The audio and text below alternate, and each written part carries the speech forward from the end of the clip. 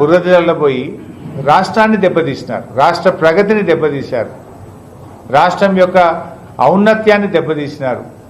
అభివృద్ధి చెందుతున్న రాష్ట్రాన్ని, పురోగమనంలో ఉన్నటువంటి రాష్ట్రాన్ని తిరోగమనంలోకి ఇవాళ రేవంత్ రెడ్డి గారు మార్చడం జరిగింది. 7 లక్షల కోట్లు 7 లక్షల కోట్లు అని చెప్పి దుష్ప్రచారం చేసిండ్రు, అసెంబ్లీ వేదికగా తప్పుడు ప్రచారం చేసిండ్రు. కానీ ఇవాళ ఆర్బీఐ రిపోర్ట్తోని అవన్నీ కూడా పటాపంచలైపోయినాయి. ఆ రోజు కాంగ్రెస్ పార్టీ ముఖ్యమంత్రి, మీరందరూ కూడా చూస్తున్నారు టీవీల్లో, 7 లక్షల కోట్లు అప్పయిందని మంత్రులు, ముఖ్యమంత్రి పదే పదే చెప్పిన దాన్ని 10 సార్లు చెప్తే ప్రజలు నమ్ముతారన్నట్టు ఒక గోబల్స్ ప్రచారం చేసినారు. కానీ అది ఆర్బీఐ నివేదికలో ఎంత స్పష్టంగా ఉంది. 2014-15 కంటే ముందే 72,658 కోట్లు అప్పటి కాంగ్రెస్ ప్రభుత్వం, అంటే గత ప్రభుత్వాలు తెలంగాణకు అప్పులను మనకు వారసత్వంగా ఇచ్చారు.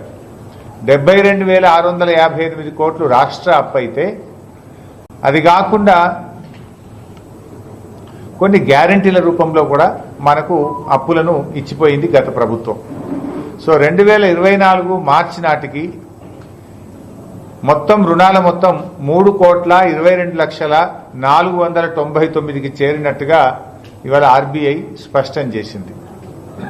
3,22,499 కోట్లని ఆర్బీఐ స్పష్టంగా చెప్పింది. 3,22,499 crores. ఇది end of 2024 March financial year 2024 ఆర్థిక సంవత్సరం ముగిసే నాటికి. యాక్చువల్గా 72,658 కోట్లు ఉమ్మడి ఆంధ్రప్రదేశ్ నుంచి వారసత్వ అప్పు. ఇది కాకుండా 18,265 కోట్లు ఉమ్మడి రాష్ట్రంలో గ్యారంటీల కింద రాష్ట్ర ప్రభుత్వం కట్టాల్సిన అప్పు. రెండు కలిపితే దాదాపు 90,923 కోట్లు. ఇది కాకుండా మరో 15,000 కోట్లు మార్చిలో ఈ రాష్ట్ర ప్రభుత్వం తీసుకున్న అప్పు కూడా ఉన్నది. అందులో అది కూడా కలిపితే 106,041 కోట్లు.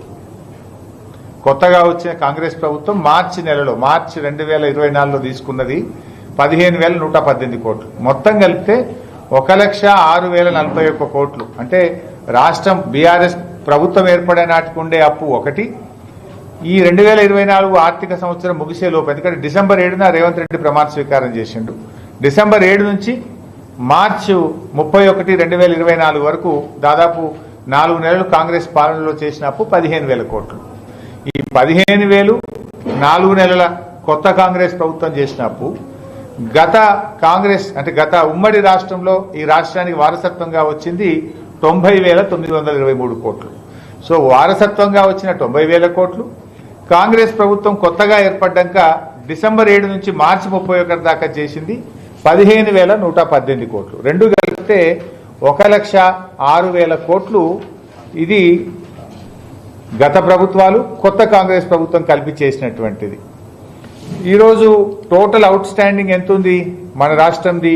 రిజర్వ్ బ్యాంక్ చెప్పిన దాని ప్రకారం, ఇక్కడ నేను చెప్తుంది కాదు, 3,89,673 ఏమో స్టేట్ లైబిలిటీ, గ్యారంటీస్ కు సంబంధించి 38,867, మొత్తం కలిపితే 4,28,540 కోట్లు. సో ఈ 4,28,504 నుంచి 1,06,000 తీసేస్తే నెట్ 10 ఏళ్ల బీఆర్ఎస్ హయాంలో జరిగిన అప్పు ఎంత? 3,22,499 కోట్లు. మొత్తం బీఆర్ఎస్ హయాంలో 10 ఏళ్ల పాలనలో ఆర్బీఐ రిపోర్టు ప్రకారం చేసిన అప్పు 3,22,499 కోట్లు. ఇది నా మాట కాదు, ఆర్బీఐ మాట. మరి వీళ్ళు ఏం ప్రచారం చేస్తుండ్రు? 7 లక్షల కోట్లు చేసిండ్రు, 7 లక్షల కోట్లు చేసిండ్రని ఈరోజు బీఆర్ఎస్ మీద దుష్ప్రచారం చేస్తున్నారు. ఇవాళ నేను చెప్పుడు నువ్వు చెప్పుడు కాదు కదా, ఈ దేశ ఆర్థిక వ్యవస్థను నడిపించే వ్యవస్థ reserve bank of India.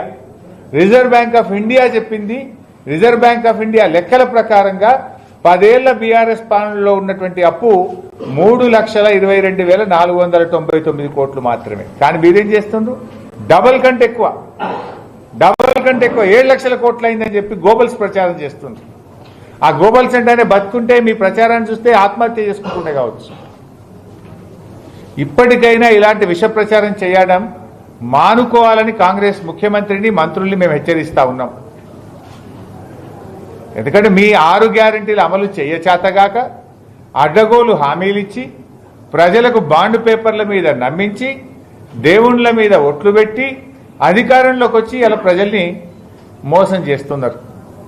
So తమ గ్యారెంటీలు ఎగబెట్టడానికో తమ వైఫల్యాల్ని కప్పుపుచ్చుకోవడానికో లేని అప్పులను ఉన్నట్టుగా దుష్ప్రచారానికి మీరు పాల్పడతా ఉన్నారు. ఆ 3,22,499 కోట్లలో కూడా 2 సంవత్సరాలు కరోనా సంవత్సరాలు ఉన్నాయి. కరోనా వచ్చి లాక్డౌన్ అయిపోయి ప్రభుత్వ ఆదాయాలు పూర్తిగా దెబ్బతిన్నటువంటి పరిస్థితుల్లో కేంద్రం అధికంగా అప్పులు తీసుకోమని రాష్ట్రాలకు అనుమతించింది. ఉదయ్ స్కీమ్ ద్వారా కేంద్ర ప్రభుత్వం డిస్కాంల అప్పులను రాష్ట్ర ప్రభుత్వం మీద నెట్టింది. అవి కూడా ఇలా కలుపుకొని ఉన్నాయి. అన్ని కలిపితే 3,22,000. కానీ మీరు చేసే దుష్ప్రచారం 7 లక్షల కోట్లు. ఇప్పటికైనా కాంగ్రెస్ నాయకులు ఈ అబద్ధాలను గోబల్స్ ప్రచారాన్ని మానుకోవాలి. మానుకోకపోతే మాత్రం ప్రజలే మిమ్మల్ని నిలదీస్తారు. మీ గ్యారెంటీలు అమలు చేయ చేతగాక ఇలాంటి తప్పుడు మాటలు